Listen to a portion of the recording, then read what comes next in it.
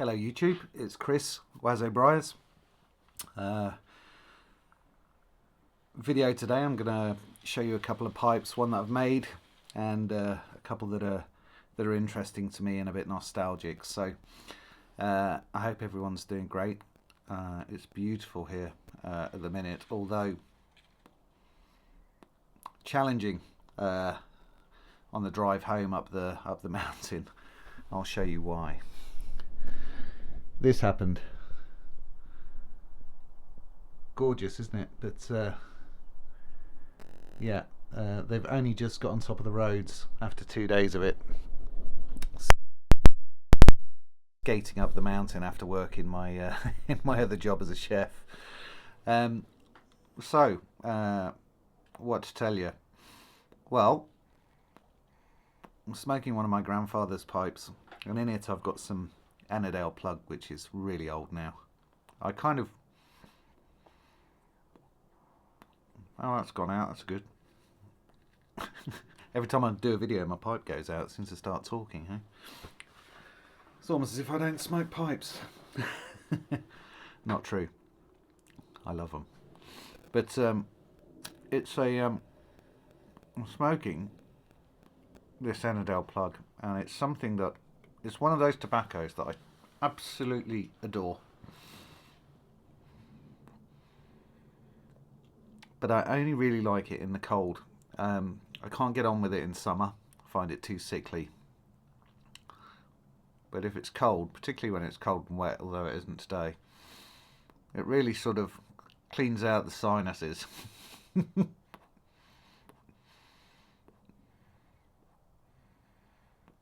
Now, it's a lakeland, but it's not really a lakeland, although it tastes like a lakeland. It's one of Gareth Hogarth's lakeland blends, but it's more of an aromatic because I think the flavors it's using their standard, I think it's their brown flake that they make, which is a vapor and burley blend. Really good quality tobacco, really tasty in and of itself.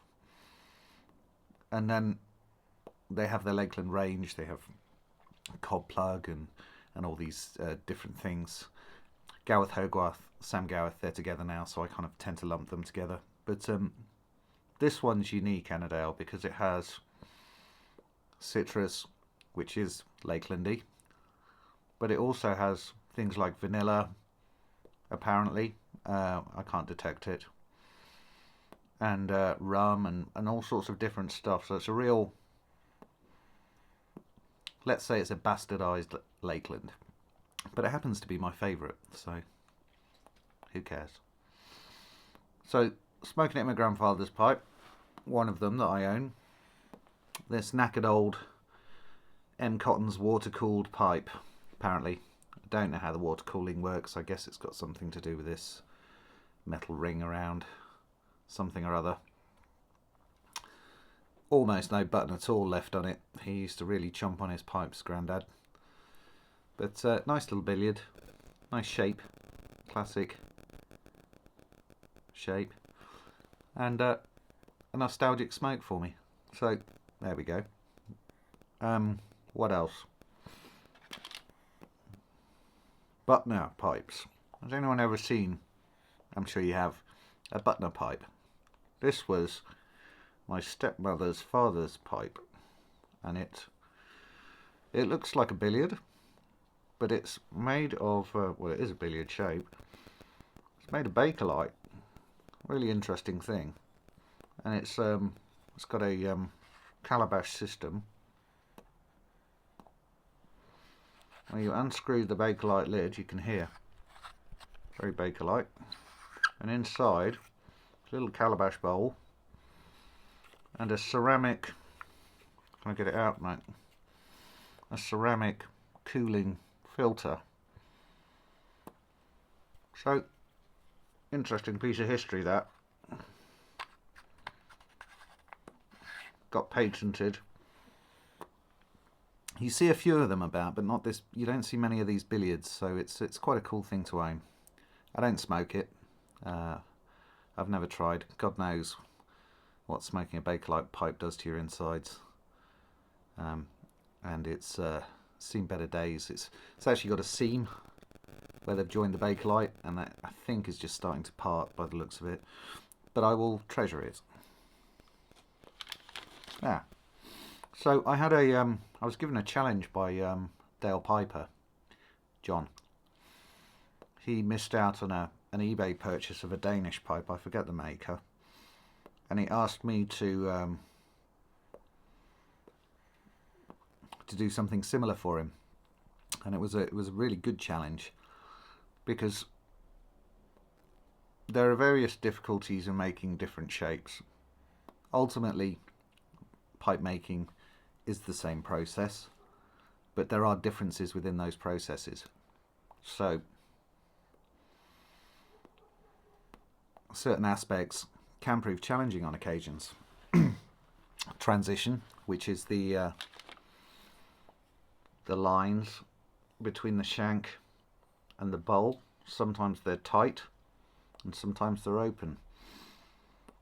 Sometimes the transition runs underneath the bowl, sometimes it runs away from the bowl. And these are all different challenges when you're making a pipe, because if you get it wrong, the pipe just looks wrong. I know that's unhelpful. Sometimes with an open transition on a certain pipe shape, the bowl will look unfinished. For example, if this was more open, you'd think that there'd been too much left on, and it would look misshapen and ugly, and perhaps you wouldn't know why, but that's why, you know. Perhaps you would. So that's an aspect that really, when you make pipes, you have to concentrate on the flow of the pipe.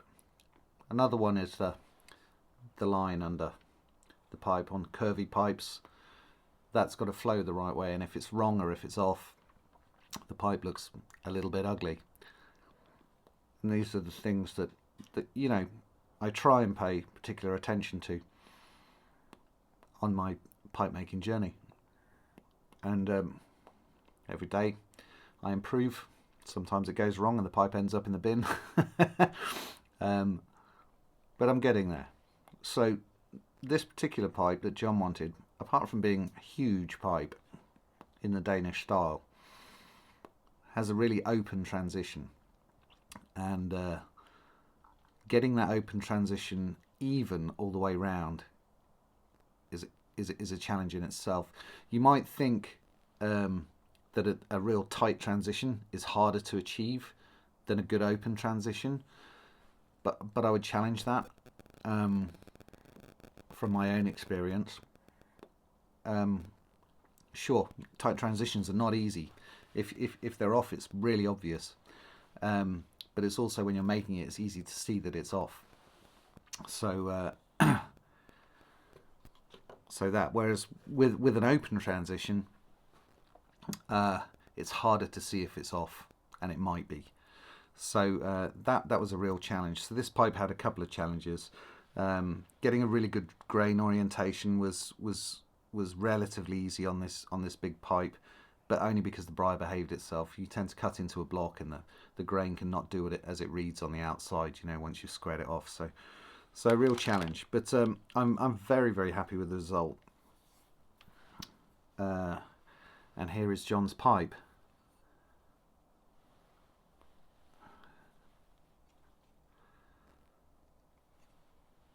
So you can see the gentle curve underneath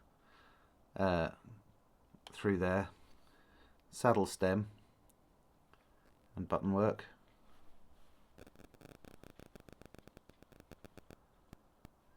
And it's quite a wide shank. It's around sort of 19mm. So I've tapered the bit slightly so that it fits comfy in the teeth. It sits on the hand. It's gorgeous to hold. It's going to be one of those pipes that you just sort of sit holding in your hand, and feel good. If I say so myself, it's really, really nice. Very happy with the finish. John wanted the grain to pop, I'm just going to shut the garage door because the light is ruining everything.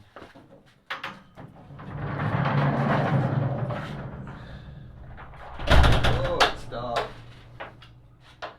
Didn't think that through. There we are, and I'm back. Hi.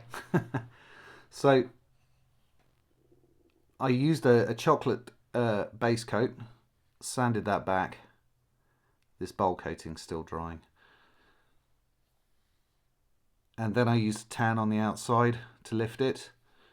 And it's picked out, even where the grain opens up here, it's picked out, you're probably not going to see on the camera, it's picked out every single little fibre on the... it's really, really quite a good stain I've achieved there. I'm happy with that. And some glorious straight grain there. Moving to quite an open but defined bird's eye on the bottom. So when I positioned the briar block, the plateau was on this side, which gave all this space here because it's such a big pipe for the bird's eye. But you can see what I mean about the transition. It's open at every aspect. So to get that so that it didn't look unfinished as such was really quite difficult and required a lot of looking at it from different angles, stopping, assessing where I was at. But there we go, very happy with the result. Hopefully John will be very happy with that too. He's seen some pictures, so I know from the pictures he's pleased, but it's never quite the same until you've got it in your hand, I understand. So there we go. That's what I've been doing this week. Also finding a new chalet to live in. Due to a life change situation, which is, but I've managed to find a lovely little mini chalet on the other side of the valley, and keep this workshop. So that's great. So future videos might be from, excuse me, outside or inside my beautiful little old-fashioned chalet. Got a lovely stone floor, and it's a one up, one down sort of affair. But I'm really going to enjoy living there. I'm in love with it already. So. And again, up the mountain, middle of nowhere, just fantastic. And a bit of a garden, which I don't have here, so very happy with that. So that's it. I'm going to finish my my bowl of Ennerdale, and this week I will be starting on a Prince.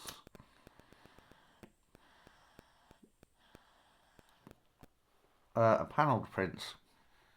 So this will be my first go at panelling, which is a little bit daunting, but I guess marking and measuring is going to be the key there, and not taking too much off in one go. Wish me luck. Anyway, have a great rest of the week, and I'll catch up with you all next week with a new video. I'll try and do it from the new gaff, and show you a bit of lifestyle in the mountains. So, best wishes to everyone. Take care, enjoy your pipes, and catch up with you all soon.